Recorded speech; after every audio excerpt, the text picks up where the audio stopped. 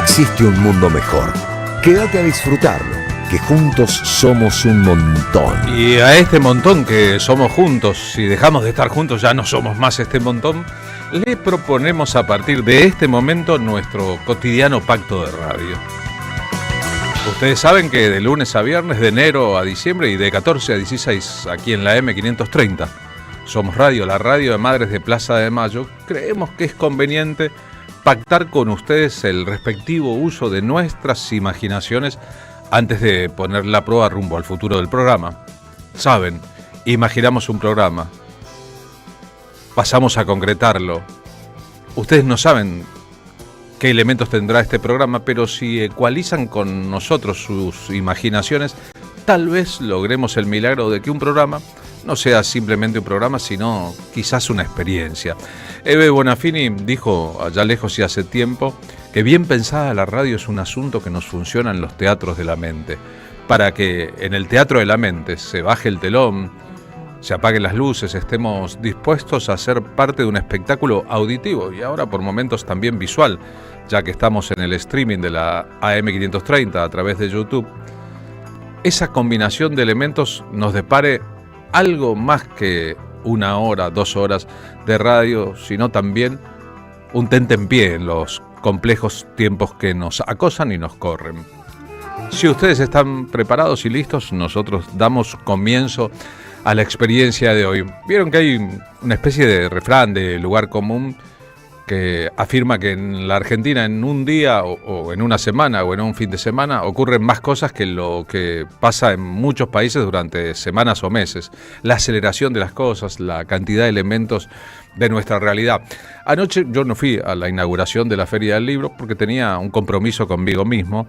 Anoche en lo de Los Torres, el emprendimiento que tiene la familia del músico Jaime Torres, que ya no está entre nosotros, pero vive en una casa y en un proyecto extraordinario, además de vivir en su obra, estaba programado León Gieco. Era un show raro para la historia de León Gieco, solito con una guitarra, para el presente de León Gieco, un artista de festivales y multitudes, de teatros. León solito con la guitarra, suena el final del espectáculo, cuando propuso cantar como la cigarra.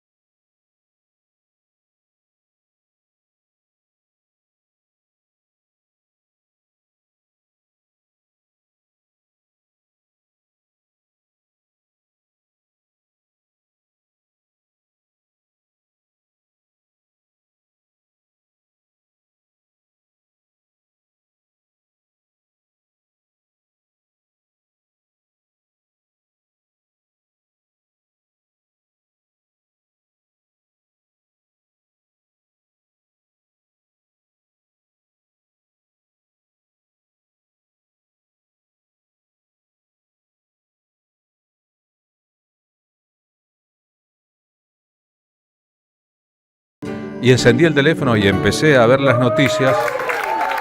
Lo que miraba y lo que me llegaba era escándalo en la Feria del Libro, escándalo en la Feria del Libro, escándalo en la Feria del Libro. En la inauguración de la Feria del Libro, en que por sorpresa apareció tocando Fito Páez, aunque llegó 1 hora y media tarde, porque el Bolonqui del centro de la ciudad de Buenos Aires, porque el gobierno de la ciudad había permitido una actividad del piloto hiperauspiciado que nunca ganó una carrera, Colapinto, en el centro de la capital. Habían acontecido cosas que no es que no se esperaran, pero que están fuera del menú de lo que debería ocurrir en una feria. En la portada del diario Clarín hoy se ve una foto que estamos compartiendo en el streaming. Hay un grupo de personas que están dentro del ámbito donde se inauguró la feria levantando carteles contra la ley de aguas o de glaciares, las políticas de Estado. Entre otros se ve a profesores de la UBA, a intelectuales, a personas que fueron, sabiendo que es un lugar de exposición importante, a decirle que no le gusta a una porción muy importante de esta sociedad el plan de gobierno que lleva adelante a cabo el presidente Javier Milei, por esas cosas que tienen que ver con el dinero, los contactos, las relaciones públicas, los auspicios, etcétera, etcétera. Seguramente después de una ardua negociación, el secretario de Cultura, que un día en una entrevista con el Diario de la Nación no recordó cuál era el último libro que había leído exactamente, ni pudo precisar de qué autor, hizo uso de la palabra. Previo al momento en que Cifeli hizo uso de la palabra, Leonardo Cifeli, sin ninguna historia en la cultura argentina, un grupo de chicos pidió memoria, verdad y justicia. Eran muy poquitos, eso es parte de la dinámica de la feria, y Leonardo Cifeli, digamos, montó en cólera. Claro, tenía preparado un discurso y también tenía preparado un grupo de apoyo dentro de la sala. En ese grupo de apoyo, que después de su discurso casi que vació la mitad de la sala, había algunas personas que no parecían tener nada que ver ni con el mundo de los libros, ni con el mundo de los escritores, ni con el mundo de las ilustraciones, ni con el mundo de las editoriales, sino más bien con el mundo de las culatas o los patoteros libertarios. Es decir, llevó una fuerza de choque por si pasaba algo. Y uno podría pensarse que el secretario de Cultura de la Nación, con sus palabras y sobre todo su tono prepotente, o imita a Mussolini, o vio mucho sus discursos, o siente la vida como Mussolini. Y no es una idea banal. Escuchen las cosas que dijo el número 1 de la cultura, según el gobierno de Javier Milei, de la Argentina 2026. Todo lo que he mencionado, entre otras cosas, forma parte de un proceso más amplio que la Argentina viene llevando adelante durante estos 3 años de gestión. Un proceso que busca dejar atrás décadas de desorden, recuperar estabilidad y volver a construir bases sólidas. Un desarrollo que ha sido posible gracias al liderazgo del presidente Javier Milei y a la secretaria general de la presidencia, Karina Milei. Vamos a repetírselo de nuevo, gracias a Javier Milei y Karina Milei. Por si no lo entendieron, se lo repito de nuevo, no lo entendieron. Argentina empezó a liberarse de problemas estructurales que funcionaban como un límite permanente para pensar en el futuro, como fue, por ejemplo, el caso YPF. ¿Lo arreglaron ustedes, lo de YPF? Lo arregló el gobierno de Javier Milei. ¿Quién lo arregló? Sabemos que todavía queda mucho por hacer, pero también sabemos que las transformaciones verdaderas no se construyen de un día para el otro. Por eso, frente a quienes buscan instalar que para nuestra gestión la inversión en cultura no es una prioridad, les digo que se equivocan, que nosotros elegimos otro camino, el del orden, la responsabilidad y del trabajo sostenido. Nosotros no vinimos a realizar marketing cultural, vinimos a ordenar y hacer que la cultura funcione.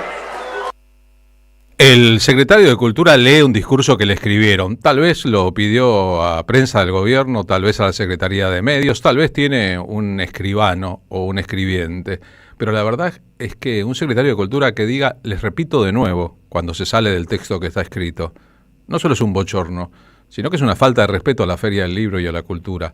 Luego diría el escritor Jorge Luis Borges, no podría pronunciar Borges, y apuntaría que van 30 años de su muerte, cualquiera sabe que van 40 de su muerte.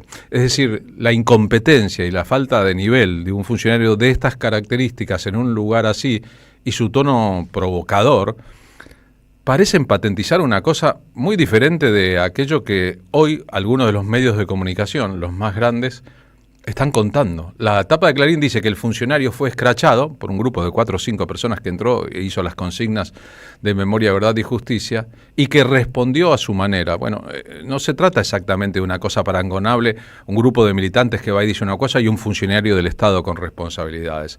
El diario Nación, recorriendo a su galería de personalidades de la cultura, dice que sí, que está todo muy mal, pero que la culpa la tienen los 3 periodos de gobiernos anteriores del peronismo que crearon la grieta. Es impresionante el modo en que esos medios defienden lo que resulta indefendible.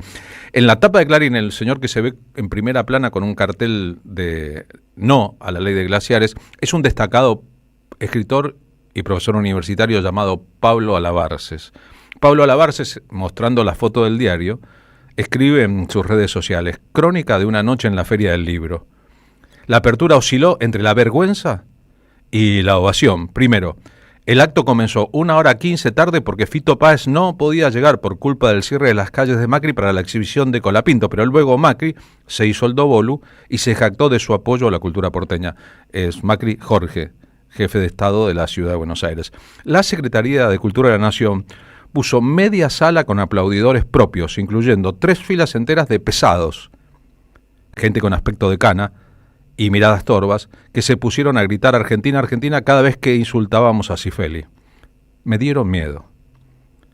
Cifeli afirmó que el paraíso cultural que vivimos se lo debemos a Javier y a Karina, y como lo insultaron, lo repitió 2 veces. El discurso fue una prepoteada de comienzo a fin, digno del ignorante fascista que es. Y luego se fue con sus aplaudidores, dejando media sala vacía para lo más importante, que fue el panel entre Selva Almada, Gabriela Cabezón Cámara y Leila Guerrero, coordinado por María Donel. Agrego yo que dio comienzo formalmente a la Feria del Libro. Un dato no menor, un dato importante, que es que en esta feria la capacidad de las mujeres para crear literatura y la pulsión de la industria por apoyarlas en este momento, a pesar de los pesares, es un dato no menor.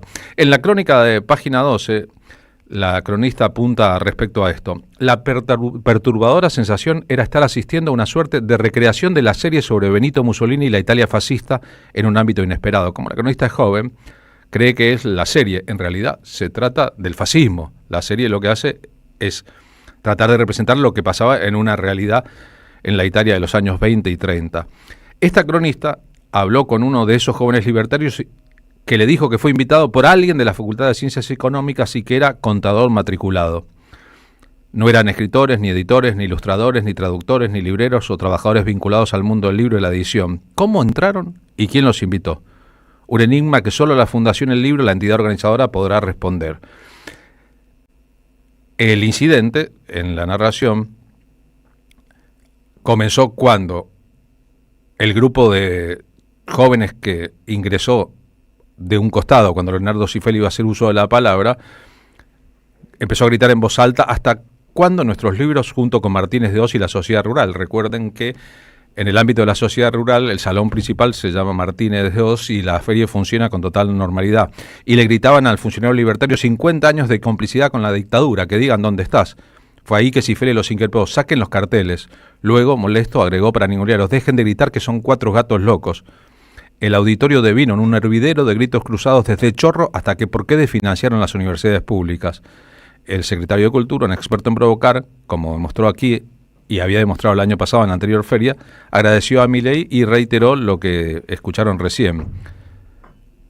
El hecho de que Meta y ustedes arreglaron YPF como si fueran funcionarios de un gobierno kirchnerista, las personalidades que estaban allí presentes, o incluso los chicos que trataron de agitar el caldo con los motivos que tuvieran, completan un panorama un poquito distópico. Entre las escritoras que hablaron después de este momento, escuchamos ahora a Gabriela Cabezón Cámara. ¿Qué dijo? Esta camisa dice: el agua vale más que todo. Y paso a explicarles por qué.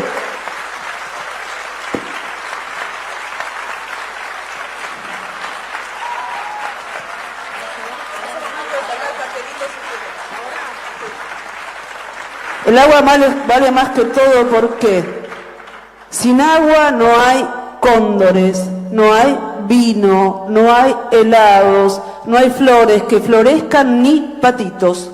Sin agua no hay colores, no hay vacaciones, no hay frutillas para el postre ni pelopinchos.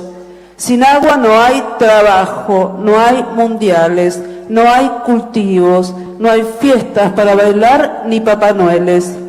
Sin agua no hay cuentos, no hay viajes, no hay Perlonger, no hay Lamborghinis, no hay libertad de mitrópulos ni mariposas.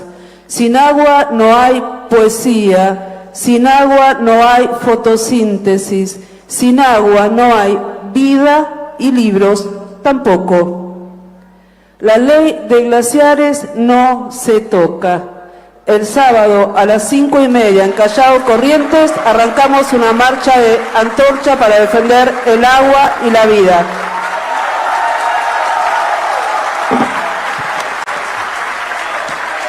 Las otras dos escritoras presentes en la inauguración del libro también levantan, como los manifestantes o los presentes allí que decidieron manifestarse al respecto, los carteles con el no a la ley de glaciares.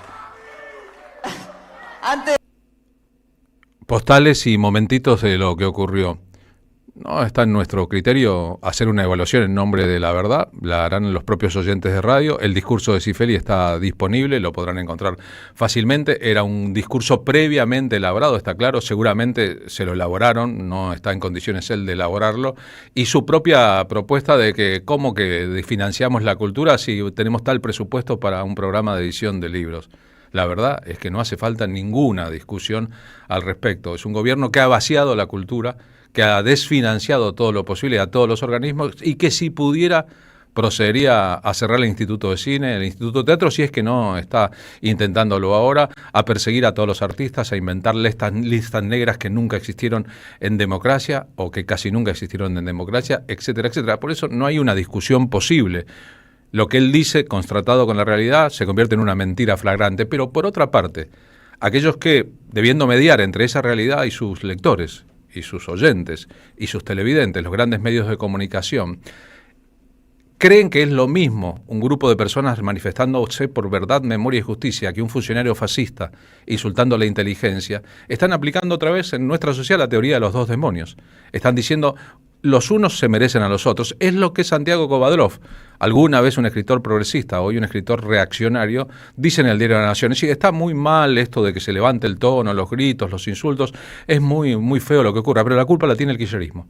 La culpa la tienen los gobiernos anteriores. Fíjense que el kirchnerismo tendría la culpa de un energúmeno puesto como secretario de Cultura sin ninguna experiencia en ninguna gestión cultural ni ninguna cultura propia, solamente para que repita en público que este es un momento hermoso de la Argentina porque Javier y Karina Milei están gobernando. Solamente para eso, y que después le hayan llamado los Adorni o los chupamedias del gobierno de Milei para decirle qué bien que estuviste, cómo bancaste los trapos, cuando es inaudito y debería darle la vuelta al mundo este asunto. Pero está el entramado mediático también, que es cómo te cuentan lo que realmente ocurrió. Entre otras cosas, Fito Páez homenajeó al Cuchi Leguizamón y Manuel J. Castilla cantando Maturana, invitado, sorpresa para el público, si no hubiese habido una multitud mucho más grande, está claro, a inaugurar la Feria del Libro. Ahora inaugurar la feria, esta feria tan genial, tan importante en la Argentina. Traje mucho material, no sé, qué va a pasar, voy a improvisar, bueno, no son conciertos, ni nada, pero traje material picante, a ver si... Claro, estamos en la Feria del Libro, las palabras también un poco, ¿no? Pensaba en Castilla, no en Castilla, y en el Cuchi Leguizamón, ¿no? En esta samba tan hermosa que se llama Maturana, aquel chileno, ¿no? En el monte salteño, ¿no? Para arrancar.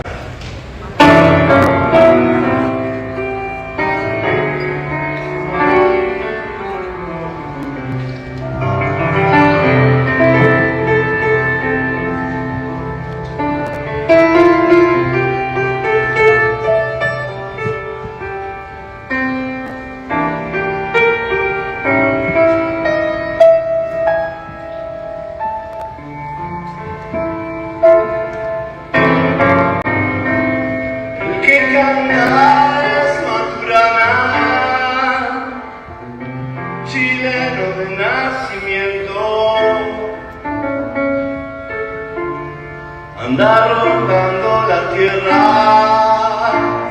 con toda su tierra dentro. Anda rondando la tierra con toda su tierra dentro.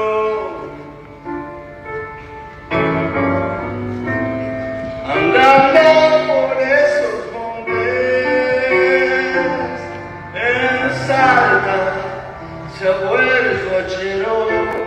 Para los que se pregunten por qué Fito Páez canta así, esta samba insigne de la historia argentina, les recomiendo el video en que León Gieco,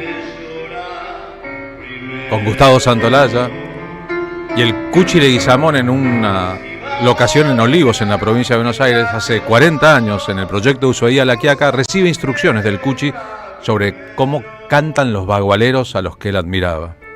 Chilenito ay, desterrado, en el vino quiero verme, dormido llora su pago. En el vino quiero verme. Así que creo que incluso con mucho talento para el marketing y la repercusión, la Feria del Libro de Buenos Aires, en su edición que celebra 50 años, en la dictadura hubo 2 años en que no hubo Feria del Libro, arrancó con una enorme repercusión. No sé si eso influirá en que haya gente entrando mañana y pasado a la Feria del Libro o esta tarde. Pero si lo miráramos bien, veríamos que hay una cultura y un ambiente que resiste a que sean los prepotentes los que ejerzan el poder y que lo expresan en público, sintiéndose protegidos por multitudes que están fuera de ese ámbito.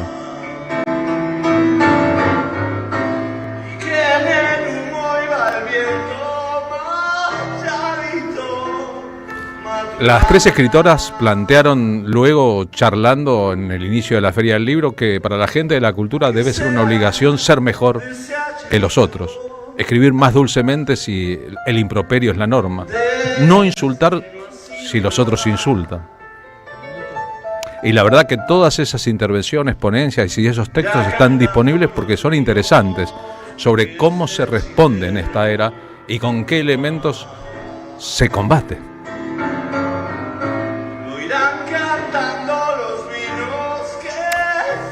En la actuación chiquitita y enorme al mismo tiempo en lo que fue la casa de Jaime Torres, en el lugar que hoy su familia maneja como un centro cultural con una programación de notable calidad, León Gieco repasó toda su trayectoria, contó historias a montones, por ejemplo de cuando fue soporte de Bob Dylan en una actuación en Buenos Aires y Gustavo Santolaya le llamó desde Los Ángeles diciendo: amigo, ¿me invitás, no? Sí, Gustavo, vení. Y Charlie García le llamó y me dijo: Gustavo, ¿me invitás? Perdón, León, ¿me invitás al escenario también? Y ninguno de los dos estaban muy interesados en actuar con él, sino en ir a conocerlo a Bob Dylan. Y ninguno de los 3 pudo conocer a Bob Dylan. Contó un montón de historias interesantes para su público. Él dijo: yo, cholulo total, solo de Bob Dylan. Pero cuando tuvo que elegir al final una canción, antes de Como la cigarra, que interpelara a la gente, eligió Para luchar. Las cosas que están pendientes. Una canción de 2001, de Bandidos Rurales.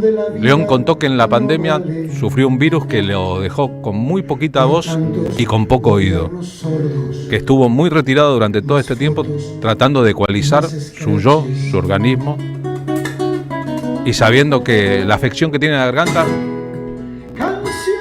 quizás ya no tiene solución. Por eso su voz y su forma de interpretar no es la misma.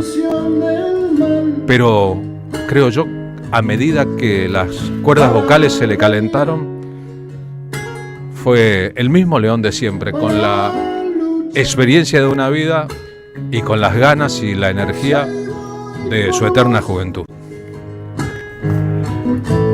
Te esperaré. Si me llamas, allí estaré.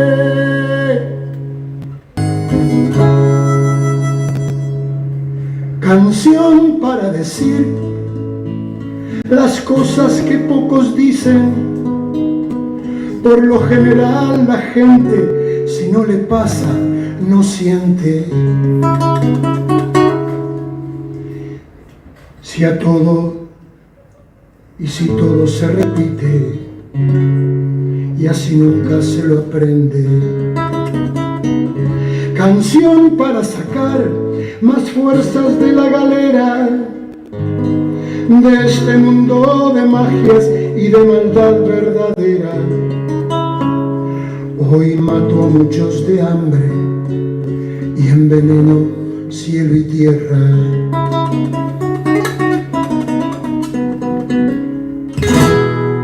Canción del bien, canción del mal,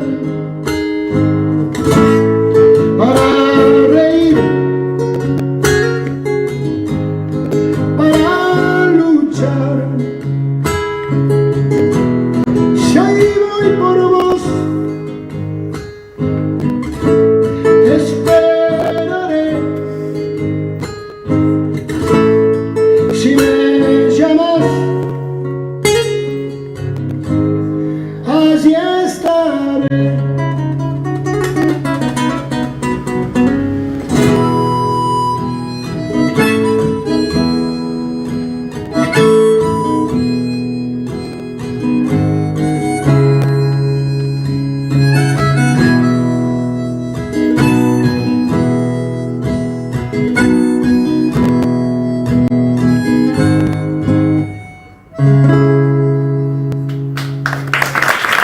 Carlos Polimeni, en la tarde de la 500.